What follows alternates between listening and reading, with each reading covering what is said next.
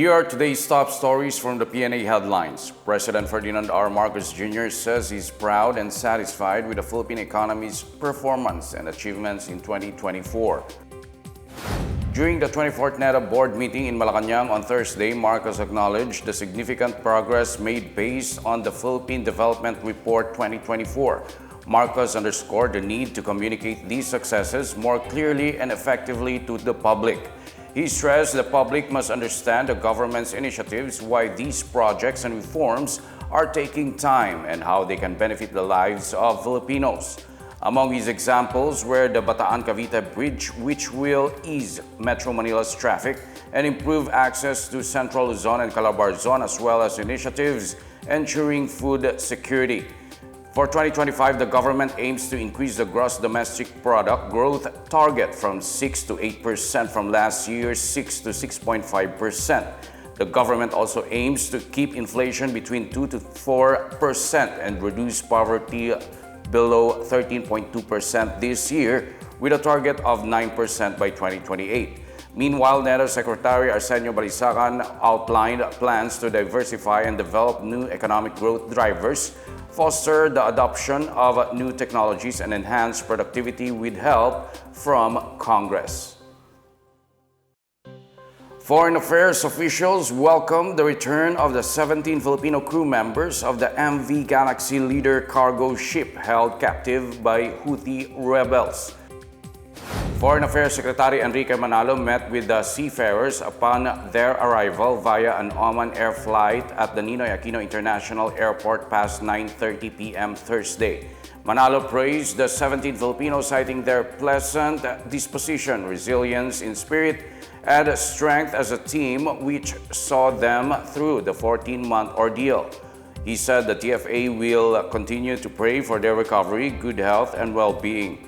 In a press briefing, Foreign Affairs Undersecretary Eduardo de Vega confirmed that the 17 arrived safe and sound and have finally reunited with their families. He acknowledged the help of the Department of Migrant Workers in keeping in touch with their families, calling the effort an all-of-government approach. Philippine Ambassador to Oman Raul Hernandez said the release of the 17 Filipinos together with 8 other foreign crew members took place on January 22 after the Israel-Hamas ceasefire was announced. In a separate statement, the Japanese Foreign Ministry said it was relieved to hear that the crew had been finally released by the rebels.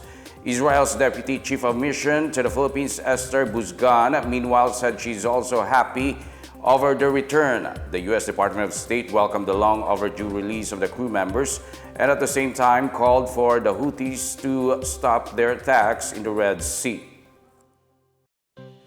The Philippine Coast Guard vessel BRP Cabra has so far kept the Chinese Coast Guard vessel 3103 from further approaching the Zambales coastline. PCG spokesperson for the West Philippine Sea, Commodore J. Tariela, said the strategic maneuvering of the Coast Guard vessel has pushed CCG 3013 further away. He said the PRP Cabra crew also issued hourly radio challenges to remind China of its intrusion and its violations of the international law. The Chinese vessel was last seen approximately 80 to 90 nautical miles off the coast of Zambales. Tariela said that BRP Cabra continues its vigilant monitoring of the Chinese illegal presence within the Philippine Exclusive Economic Zone. He reiterated the Philippine Coast Guard's commitment to safeguarding the nation's maritime rights and ensuring the enforcement of international laws while avoiding any escalation of tensions. The Department of Social Welfare and Development is deploying 15 mobile kitchens for disaster operations to its regional field offices. The project is in line with DSWD Secretary Rex Gatchalian's mandate to address the needs of affected families with adequate, sustained, and compassionate measures. According to Leo Quintilla, Special Assistant to the Secretary for Disaster Response Management Group, the mobile kitchens can serve hot meals to at least 500 individuals. These can feed internally displaced families during disasters, including those staying outside and inside evacuation centers. The mobile kitchens will also serve those in geographically isolated and disadvantaged areas, especially in the 4th and 5th class municipalities, as well as those stranded in major ports, airports, and other areas. A team consisting of a safety officer, cook, kitchen worker, supply custodian, and a driver will manage the mobile kitchen.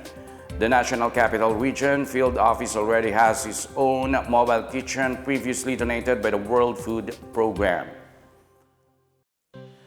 The Philippine Institute of Volcanology and Seismology continues to monitor the aftershocks generated by the magnitude 5.8 earthquake that struck San Francisco town in Southern Leyte on Thursday. As of 6 in the morning Friday, PHIVOLCS has recorded 166 aftershocks with strengths varying at magnitudes 1.5 and 2.9. 58 other aftershocks were recorded as plotted or detected by at least 3 seismic stations. None of the aftershocks were reported to be felt. PHIVOLCS expects more aftershocks to occur.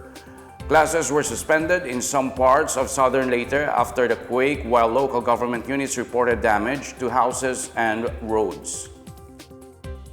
And that's the latest and the biggest stories on the PNA Headlines. For more news updates, visit our website, pna.gov.ph, or our Facebook and X account, Philippine News Agency. The PNA Headlines is also streamed via the Serbisyo Facebook page. You may also watch the PNA Headlines through the Philippine News Agency's YouTube account and via the News and Information Bureau website under PNA News. I'm Wilnard Bacelonia. This is the PNA Headlines, bringing stories that unite the nation.